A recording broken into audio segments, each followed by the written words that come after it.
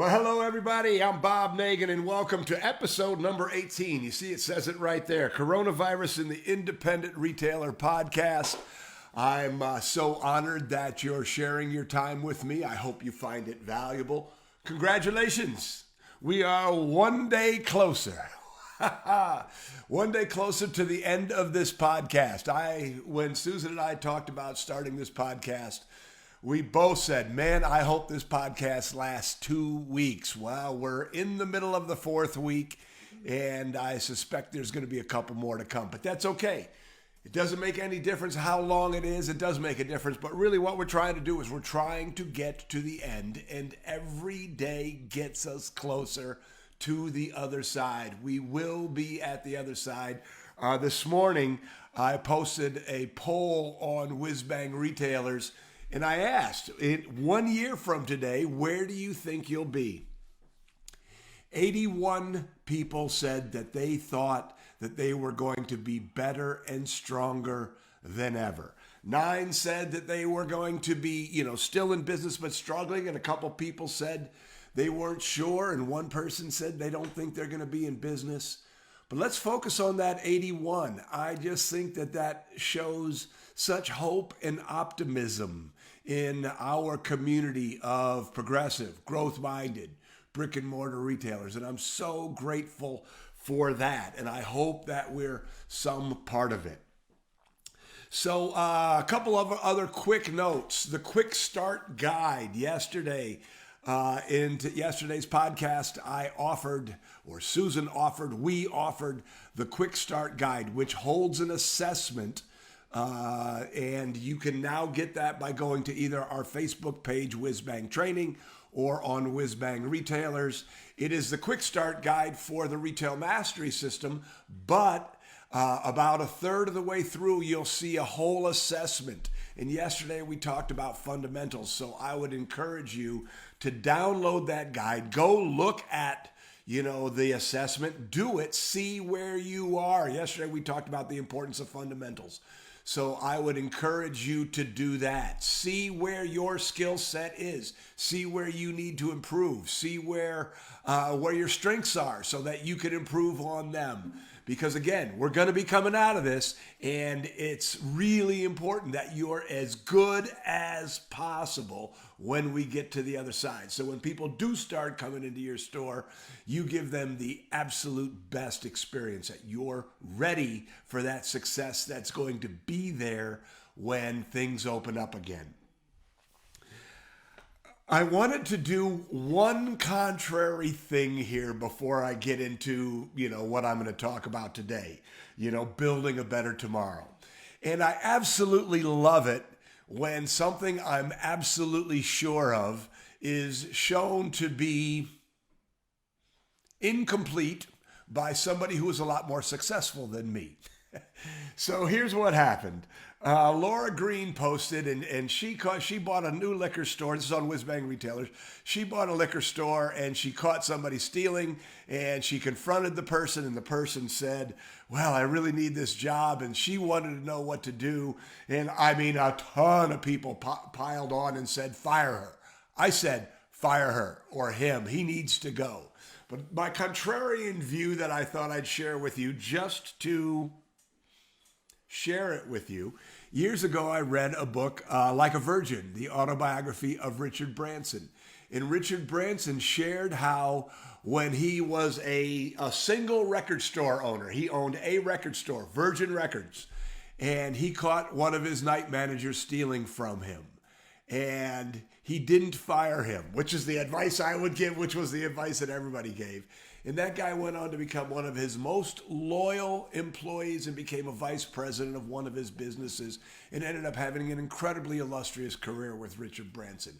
I don't know what the moral of the story there, but I love it when somebody takes the way that I'm thinking and stirs it on its head. And so I just thought I'd share that to give you something to think about. Now, let's talk about today, building a better tomorrow.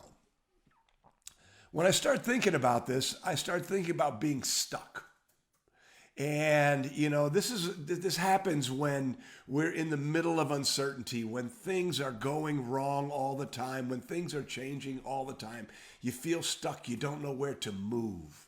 And when I started to think about that, what I recognized is that when people feel stuck, it's because the problems that are immediately in front of them seem overwhelming.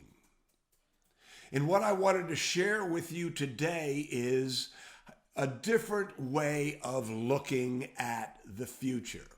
You see, a lot of people think of themselves as problem solvers, but solving a problem one at a time won't always get you where you want to go. I am suggesting that everyone who is in our community writes a vision for their business.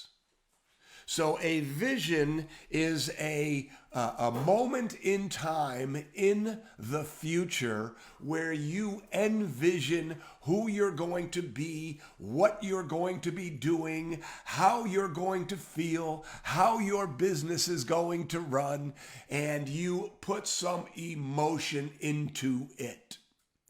Because you see, when you have a vision, you're no longer focusing on what's immediately in front of you. You're now focusing on what you want in the future. Now, some of you are going, yeah, woo. No, Bob, I didn't watch The Secret. No, Bob, I don't believe in all that airy-fairy stuff.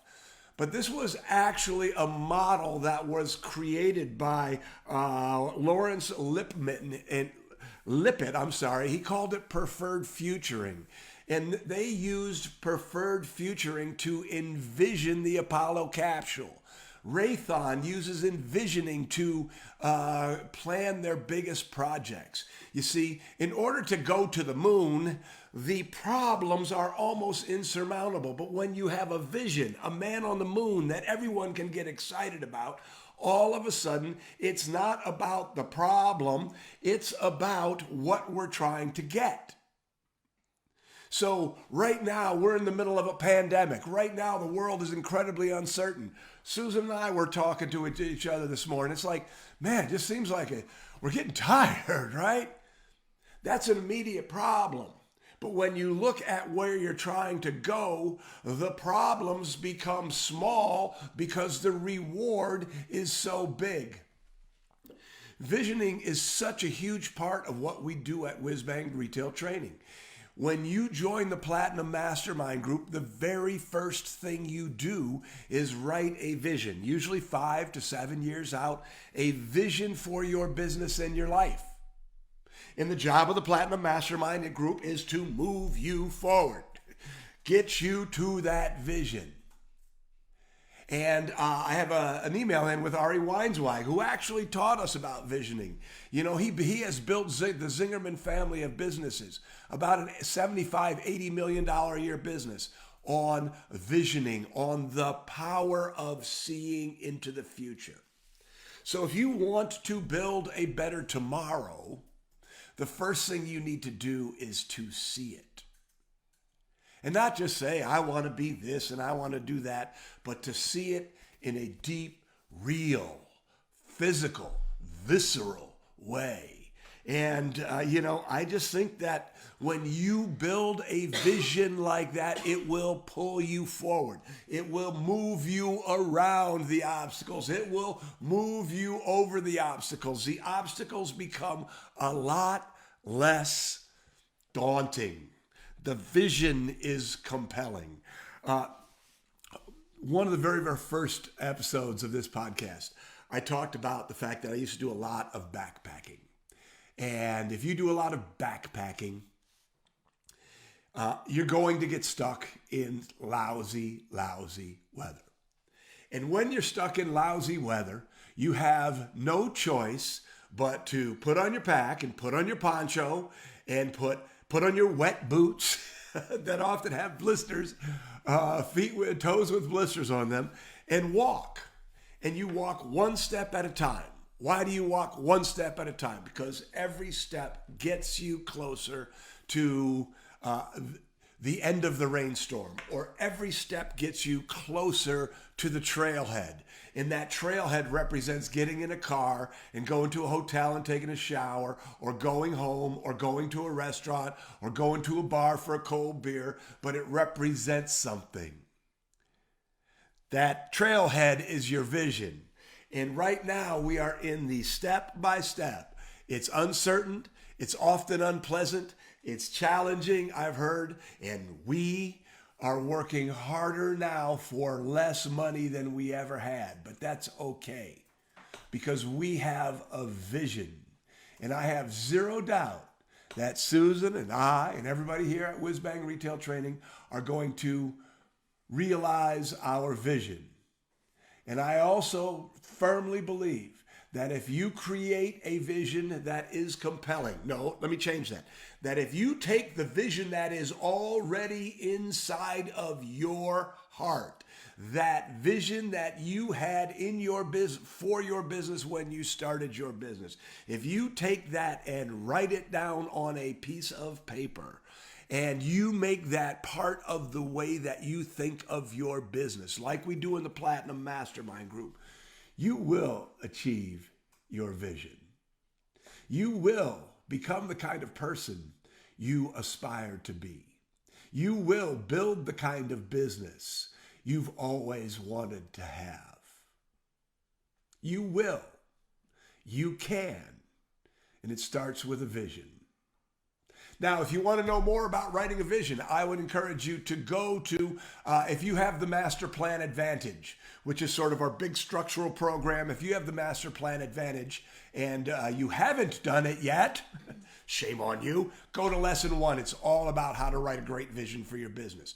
If you don't have the Master Plan Advantage but just want to write a vision, I would encourage you to go to Google Zingerman's Vision. That's Ari's business, Zingerman's Vision, and Inc. magazine did an article on how to write a vision. All the information's there. But that's your action item for today. Sit down and start pulling that vision out of yourself, because it is an incredibly important business tool. Okay? All right, everybody. I hope that you found that helpful. Visioning is one of the most powerful things that we have done in our business and we have done for our clients. I hope that you'll choose to do it for yourself, and be good.